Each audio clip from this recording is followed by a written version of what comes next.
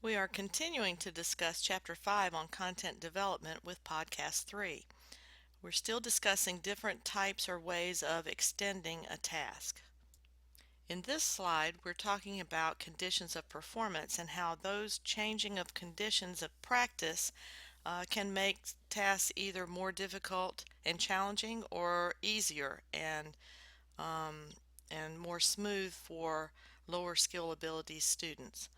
The less difficult conditions that we have for tasks are low speed, low force, a stationary sender, stationary receiver, a movement forward, um, any kind of medium level of trajectory, or adding music to dance that's at a slower speed. That would be as an example of slowing things down so it's easier for the student who's performing the task. More difficult or challenging types of extensions would be doing a task at a higher speed with higher force, having a moving sender or a moving receiver, moving backwards or sideways, or having a higher or lower level of trajectory for most objects coming toward them. And then an example would be adding music to dance at a normal tempo. Normal tempo, you wouldn't want to make it faster than what the dance is supposed to be, but at normal tempo is pretty challenging for most people. Another way to extend the task is to change the rules of the task or the rules of the game, which are conditions of practice that limit performance.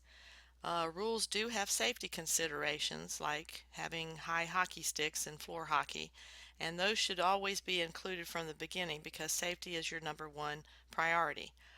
But things like the degree of illegal hits or in volleyball or traveling in basketball can be manipulated as part of a progression.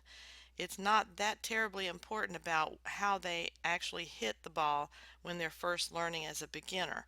That will become a refinement later on. A good guideline to follow is that if a rule destroys the continuous nature of play, them being able to continue to play, modifying that rule should be considered. Examples are eliminating the volleyball serve because if they're serving it out of bounds all the time or in the net, you're not going to be able to keep up play. So you could have them substitute it with a throw. And foul shots in basketball, that could be substituted with awarding possession to the other team. An excellent way to extend a task is to combine skills within an activity or within a task. You don't want to stop progression at just practicing individual skills and move directly into full competition, so combining skills is the best way to extend a task anyway. You have to consider how skills are used in a game and think about which combinations of skills are most likely to be done in a game situation. An example is shooting a basketball only after they receive a pass or only after they've dribbled and combine those. Another idea is to give points for getting an assist instead of making the basket. That's a way to reward combining skills. Another way to extend a skill is or task is to expand students' different responses. In other words, ask them to apply what they've learned to a new skill or a new activity. In other words, they might practice balance, but then ask them to find as many different balances as you can on different body parts and so on. Sort of an exploration that also gives students choice, which is also a good thing to do in physical education. Again, when doing content development, it's important to establish sequences, and that's actually a way to extend tasks also. But teachers must think through the content and make decisions about how the content can best be sequenced. What will you start with as an initial task, and then how will you build on that from simple to more complex? A teacher must also decide on what the qualities of good performance for each extension task look like, and that is what we call refinement. If you think through the activity of ultimate frisbee, you have to think as a physical education teacher, what do they have to be able to do as a minimum to be successful in this game? They need to be able to throw a frisbee, they need to be able to catch a frisbee, they need to be able to score, they need to be able to accurately throw a frisbee in a certain area.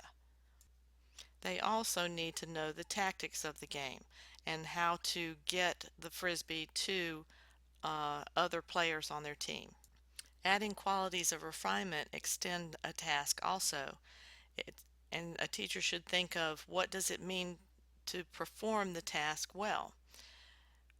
There are three purposes of refinement. One is to provide teaching cues for the teacher. The second thing is to provide elements for what to observe as far as the teacher goes when she or he are looking at a skill. And number three is that they provide elements of teacher feedback to give to the students. After the initial task, a teacher has several choices after seeing the students make their responses to the initial task. One is to correct individually any type of part of the skill where the students are not being successful. And again, when you make those corrections, you should only give the students one and no more than two cues to work on, because they can only take chunks of information in small amounts. The second thing is you might extend the task up and or down depending on whether the student is having difficulty or if they're getting bored because they can do it so well. Or the third choice is to stop the entire class and point out that the entire class is having trouble with something, and that would be if this is where the 80% rule comes in. If 80% or a little bit less than that of the students in the class, a majority of the class, is having difficulty with the skill, then you need to reteach things. The last part of this slide is very important because I do believe that beginning teachers need to use print resources and internet resources more to help them describe skills and to identify the critical elements of specific sport skills. Designing application and assessment tasks is not an easy thing to do, but we've already discussed this in this chapter. Things like self-testing and observing each other and peer observing and peer assessing and using performance criteria are just a few examples of the ways you can provide assessment tasks and or application tasks for your students. This is a higher level of thinking that is involved with application and assessment tasks, and it's important to make sure that all students in your physical education classes do get to this level at some point. The concept at the beginning of this slide is very important. There is no set sequence of extending, refining, and application assessment tasks. It depends on the learner's needs at the time. Many times a teacher has to restate the task and or even reteach the task to the class or the learners. Sometimes you skip steps in the progression when you see that students are able to do those without you actually teaching them. Doesn't happen often, but it does happen. A teacher could reduce the difficulty or complexity of the original task, use a refining task, use an extending task, planned or unplanned, and use an application task. A lot of students would say, well, that's coaching. Well, yeah, it is coaching because good coaching is good teaching, and vice versa. Good teaching is good coaching. That's the end of podcast 3 for chapter 5.